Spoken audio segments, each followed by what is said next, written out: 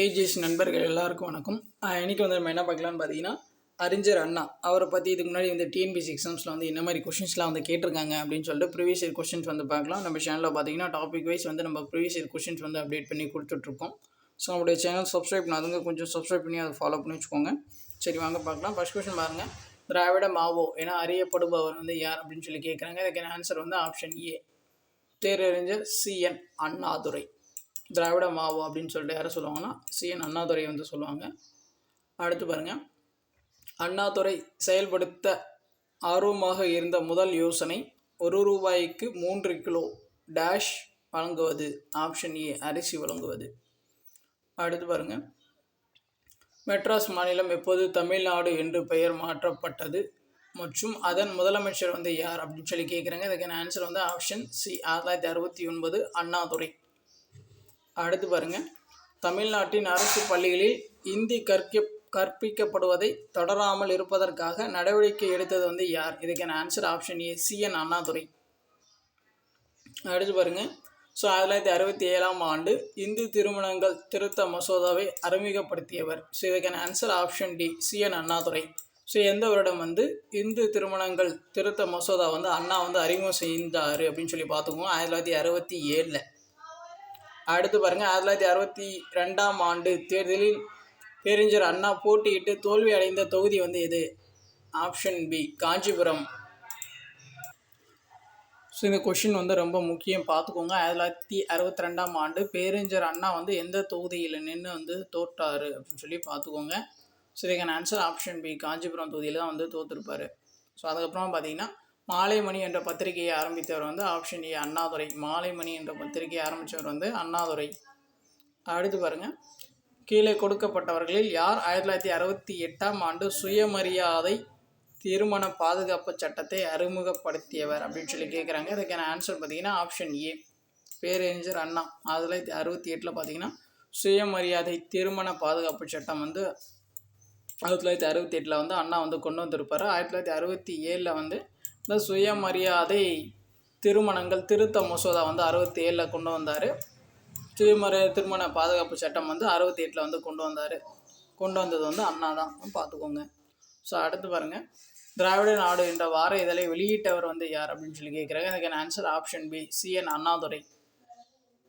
அடுத்து பாருங்கள், அறிஞர் அண்ணா பற்றிய கூற்றுகள் வந்து எது சரியானது அப்படின்னு சொல்லி கேட்குறாங்க. அவர் நீதி பத்திரிகையின் துணை ஆசிரியராக பணியாற்றினார், அது வந்து சரி. விடுதலை பத்திரிகையின் ஆசிரியராக பணியாற்றினார், அது வந்து சரி. மூணாவது பார்த்தீங்கன்னா தப்பு, முடியரசு என்னும் தமிழ் வார இதழ் தொடர்பான பணிகளில் ஈடுபட்டார், அது வந்து சரி. ஆப்ஷன் பி, ஃபஸ்ட்டு 2 பாயிண்ட் மட்டும் தான் வந்து சரி, பார்த்துக்கோங்க. நீதி பத்திரிகையில் வந்து துணை ஆசிரியராக வந்து வேலை செஞ்சுருப்பார். விடுதலை பத்திரிகையில் வந்து ஆசிரியராக வந்து வேலை செஞ்சுருப்பார் அண்ணா. அடுத்து பாருங்கள், பின்வரும் சிஎன் அண்ணாதுரை பற்றிய கருத்துக்களில் சரியானது வந்து எது அப்படின்னு சொல்லி கேட்குறாங்க. தமிழ் தினசரி பத்திரிகை விடுதலையில் பதிப்பாசிரியராக சேர்ந்தார், அது வந்து சரி. அதுக்கப்புறம் பார்த்திங்கன்னா திராவிட நாடு பத்திரிகையை தொடங்கினார், அது வந்து சரி. அதுக்கப்புறம் பார்த்திங்கன்னா முதல் கட்டுரை ஆனந்த விகடன் பத்திரிகையில் 1934 வெளியிடப்பட்டது. அவருடைய முதல் கட்டுரை பார்த்திங்கன்னா ஆனந்த விகடன் பத்திரிகையில் வந்து 1934 வந்து வெளியிட்டிருப்பாங்க. ஸோ இதுக்கான ஆன்சர் பார்த்திங்கன்னா ஆப்ஷன் சி, 1, 2, 3 மூணுமே வந்து சரி தான், பார்த்துக்கோங்க. திராவிட நாடு பத்திரிகை வந்து தொடங்கியிருப்பார். ஸோ அவருடைய முதல் கட்டுரையை வந்து ஆனந்த விகடனில் வந்து 1934 வந்து வெளியிட்டிருப்பார். ஸோ விடுதலை பத்திரிகையில் வந்து பதிப்பாசிரியராக வந்து இருந்திருப்பார். அடுத்து பாருங்கள், பெரியாரின் சிந்தனைகள் வைரத்தை போன்று வலிமையானவை, ஆனால் அந்த வைரத்தின் வெளிச்சத்தை அண்ணாவின் இதயத்தில் காணலாம் என்று கூறியவர் வந்து ஆப்ஷன் பி, முனைவர் க. அன்பழகன். அடுத்து பாருங்கள், ரூபாய் படியரிசி திட்டம் நடைமுறைப்படுத்தப்பட்ட நகரங்கள் டேஷ் மற்றும் டேஷ் ஆகும். இதுக்கான ஆன்சர் வந்து ஆப்ஷன் ஏ, சென்னை மற்றும் கோயம்புத்தூர். ஸோ இது வந்து ரொம்ப முக்கியம். ரூபாய் படியரிசி திட்டம் ஸோ எந்த நகரங்களில் வந்து அறிமுகப்படுத்தினாங்க அப்படின்னு சொல்லி பார்த்துக்கோங்க. சென்னை மற்றும் கோயம்புத்தூர் மட்டும்தான் வந்து இம்ப்ளிமெண்ட் பண்ணியிருப்பாங்க. அடுத்து பாருங்கள், நீதி கட்சியில் சிஎன் அண்ணாதுரை எந்த வருடம் வந்து சேர்ந்தார்? இதுக்கான ஆன்சர் ஆப்ஷன் பி, 1935.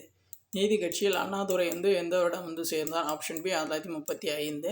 ஸோ அதுக்கப்புறம் பார்த்தீங்கன்னா சிஎன் அண்ணாதுரை முதல் மந்திரியாக அதிகாரத்தில் பொறுப்பேற்ற ஆண்டு. இதுக்கான ஆன்சர் வந்து ஆப்ஷன் ஏ, 1967. சிஎன் அண்ணாதுரை முதல் மந்திரியாக, அதான் முதலமைச்சராக வந்து பதவியேற்ற ஆண்டு பார்த்திங்கன்னா 1967. அடுத்து பாருங்கள், சிஎன் அண்ணாதுரை முதல் மந்திரியாக அதிகாரத்தில் பொறுப்பேற்ற ஆண்டு வந்து ஆப்ஷன் ஏ 1967. அடுத்து பாருங்கள்,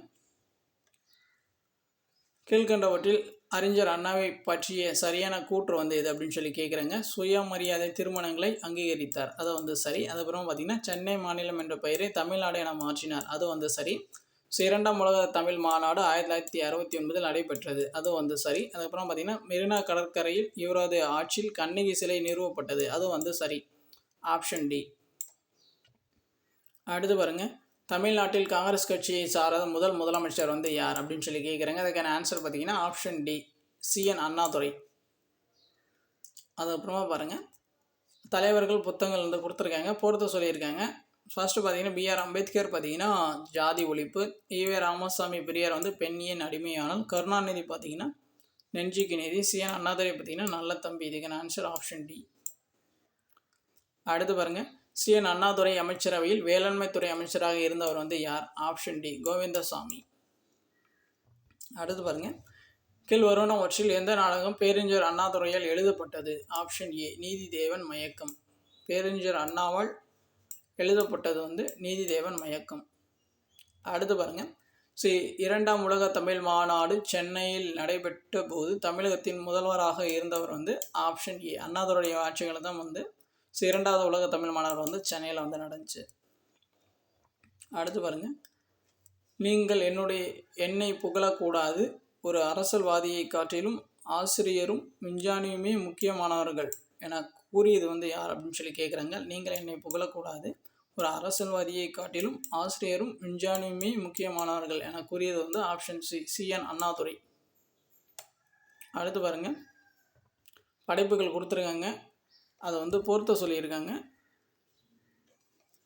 வேலைக்காரி, ஸோ அதன் மூலம் வந்து என்ன சொல்லுவாங்க அப்படின்னு சொல்லி பார்த்தீங்கன்னா எதிரான சமுதாய ஆதிக்க சக்திகளின் நடவடிக்கை பற்றி அதை சொல்லியிருப்பாங்க. ஓரிரவு பார்த்திங்கன்னா குற்றங்களின் அடிப்படை ஏழ்மை என்பதை நிறுவுதல். அதுக்கப்புறம் பார்த்திங்கன்னா நீதி தேவன் மயக்கம் மூலம் வந்து என்ன சொல்லுவாங்கன்னு பார்த்திங்கன்னா ராமாயண கதை மாந்தர்களை உருவாக்கியதில் கம்பர் செய்த தவறுகளை வெளிப்படுத்துதல். அதுக்கப்புறம் பார்த்திங்கன்னா நல்ல தம்பி பார்த்திங்கன்னா மது ஒழிப்புக்கு ஆதரவு குரல் கொடுத்தல். ஸோ இதுக்கான ஆன்சர் ஆப்ஷன் ஏ. அடுத்து பாருங்கள், படியரசி திட்டம் யார் காலத்தில் கொண்டு வரப்பட்டது? ஆப்ஷன் டி, சிஎன் அண்ணாதுரை காலத்தில் கொண்டு வரப்பட்டது. 2 நகரங்களில் மட்டும் கொண்டு வந்திருப்பாங்க, ஒன்று வந்து கோயம்புத்தூர், இன்னொன்று வந்து சென்னை. அடுத்து பாருங்கள், பெண் வருவைகளில் தவறான பொருத்தம் வந்து எது தப்பாக மேட்ச் ஆகிருக்கு அதுதான் வந்து கேட்குறாங்க. தப்பாக மேட்ச் ஆகிறது பார்த்திங்கன்னா 3, 4, சரிங்களா? ஸோ சரியாக இருக்கிறது மட்டும் பார்த்துக்கோங்க. ஸோ அண்ணாதுரை தலைமையில் சுயமரியாதை மாநாடு வந்து எங்கே நடந்துச்சுன்னா துறையூரில். அதுக்கப்புறம் பார்த்திங்கன்னா பாரதிதாசன் அண்ணாதுரையை அறிஞர் என பட்டம் சூட்டியது வந்து எங்கே அப்படின்னு சொல்லி பார்த்தீங்கன்னா சென்னையில். சரியாக இருக்கிறது வந்து 1, 2, தப்பாக இருக்கிறது வந்து 3, 4, ஆப்ஷன் பி.